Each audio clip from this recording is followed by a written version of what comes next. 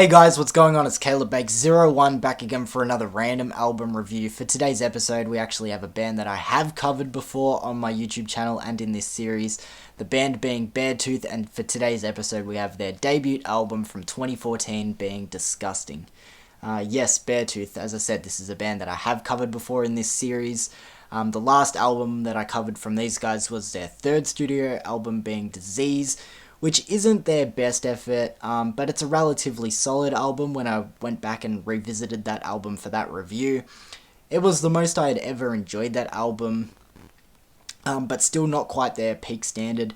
However, this album, in my eyes, is their fucking gold standard and highest achievement.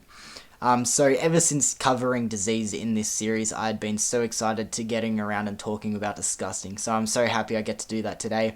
As usual, I will talk a little bit about the history of myself and this album. We'll break down the tracks in a little bit and talk about how the album flows as a whole. Of course, just break down the album in general, and then of course give it a rating out of 10 at the end, so make sure you stick around for that. If you have your own thoughts on this album, feel free to comment them below in the comments and we can discuss that together. But either way, let's get in for today's review. Beartooth and their debut album from 2014, Disgusting. So the band Beartooth and this album I came across the same year that this album dropped. So 2014, I would have been 13 years old, and I sort of remember this was right when I sort of started dipping my toes into this genre of music. As in, I'd always liked this genre, it had always interested me, and I wanted to get further into it, but I never fully committed to any bands or albums that featured intense, heavy instrumentals or featured any screaming vocals. I guess the first band that I really done that with was the band The Amity Affliction, who I still love to this date. I've got so many of their albums in my collection. I think they're fucking awesome. But I remember hearing their album Let the Ocean Take Me, and that fucking blew my mind, and I was like, whoa, I need to hear more music like this. And from there, that's what sort of led me to Beartooth. The first song I had ever heard off this album was the track In Between, and again, that just blew my mind, and I fell into this little Beartooth rabbit hole. And since then, it's just been a full express train forward. It's been so fucking awesome. What originally drew me into this band and what I loved was their energy. Of course, all their music is just so fucking cool and hardcore and awesome. The mix of clean and screaming vocals, it just seems to be done so effortlessly, and it fits in with the music so well. I remember first time hearing it, just surprisingly catchy hooks and choruses, which I come to expect now when I listen to this band, but at the time, as I said, it surprised me because, as I said, I only sort of just started dipping my toes into this kind of music, but the way that they wrote their catchy hooks and choruses and mixed that in with the heavy instrumentals, I just thought it was fucking awesome. And also the band, a lot of the songs on this album sounded so familiar and welcoming, and when I say familiar, you might be thinking, okay, does he mean, ripping off other bands or songs? And I don't mean that at all, but the only way I can think to describe it is familiar. A lot of the songs, I was like, whoa, have I heard this before? It's like really fucking catchy and it's drawing me in, and I thought that was so awesome. Another thing I want to quickly talk about before we go deeper into this album is the vocalist Caleb Shomo. I feel like he is really fucking underrated, and he is so super fucking talented. As I said, he does all the vocals himself. He does the clean and screaming vocals, and as I said, he just seems to balance the two so effortlessly. I'm sure it's a lot of work and a lot of strain on his voice, but I just think he fucking smashes it out of the park. I think he's so underrated as a vocalist, but also extremely talented, because I believe, not just for this album, he could have done it for other albums going forward from this one, but I know for this one, he recorded all the instrumentals himself during the recording of this album, and I think that's just so fucking cool, and that can't be underestimated how hard that is, and I think he, as I said, did such a great fucking job. I also know that he was in a band before this one called Attack Attack, which I'm not completely familiar with, if I'm being completely honest, but I know he left that band, and I can imagine leaving the band and going, okay, what do I do next? How do I take a step forward from here? He comes, starts up Beartooth, and completely smashes it out of the park. So I just feel like Caleb Shomo, as a vocalist, as a musician, just needs some more praise. And I sort of quickly covered that in my last review of their album Disease, but I just wanted to go deeper into it because I think he is so underappreciated and needs a bit more praise. As I've said so many times in this review so far, it's very rare for a band to come onto the scene and smash an album out of the park, but that's what they did with their debut. It is so fucking awesome. Not only is this album such a strong, solid effort, but so many of the tracks are heavy hitters and still have so much replay value after, being 4 albums in. They just are songs that I can keep coming back to. The sound is, as I said, just so unique but so familiar. I see it drawing in so many new listeners.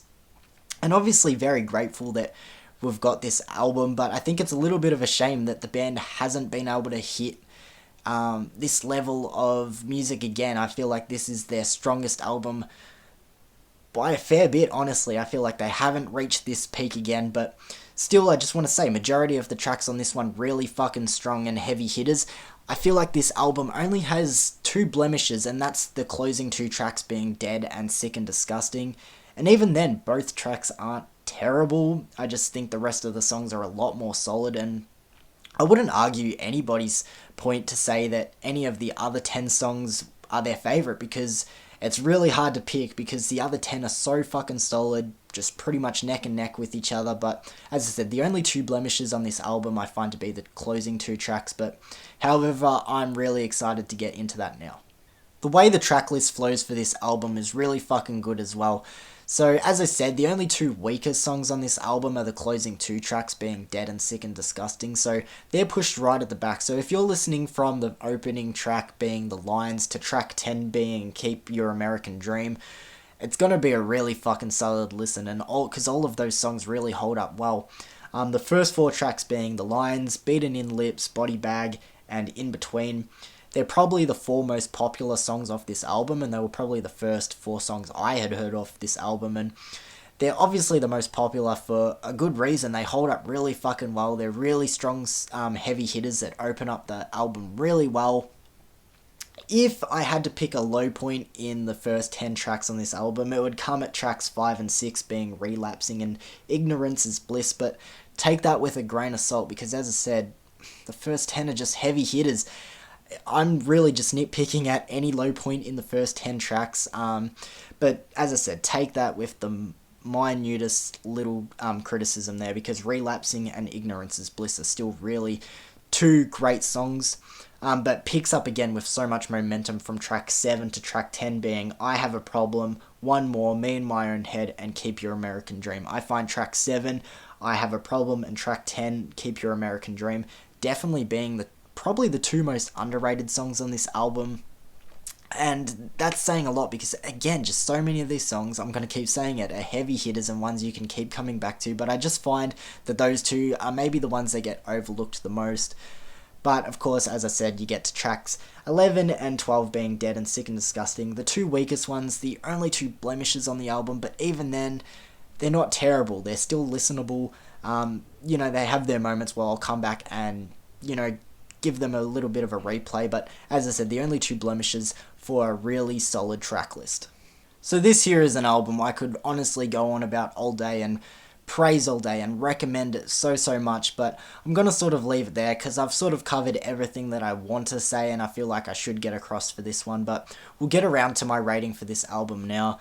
I am going to give Beartooth's debut album from 2014, Disgusting, a 9 out of 10. Yes, a 9 out of 10. It was really close to a 9.5.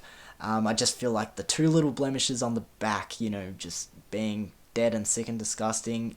As I said, not terrible songs, but maybe if they weren't there or replaced with some better efforts, this album would be a really solid 9.5, even close to a 10.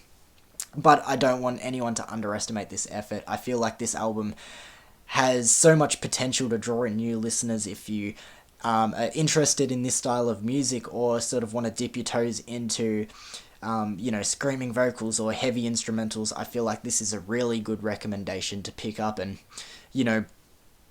chuck on your headphones, just give it a listen from start to finish. I feel like you will appreciate this band's really solid effort. And as I said, you can't underestimate, I know I've said it so many times, but for a debut album, I mean, they smashed it out of the park. I still think this is the band's best effort, and I couldn't recommend this album enough. So I'm going to leave today's random album review there, guys. Thank you for joining me again. Remember, I have my track list ranking of this album up at the same time. I will put that in the description below. That's where I go through the songs individually and rank the album from my least favorite song to my favorite song. And trust me, it was very fucking hard because, as I said, there are so many heavy hitters on this album, but thank you for joining me again for another random album review, guys. I appreciate it so much, and hopefully I'll see you guys again soon. Remember to leave some comments down below of your thoughts on this album, and we can discuss that together. But thank you for joining me again, guys, and I'll see you guys very soon. Peace.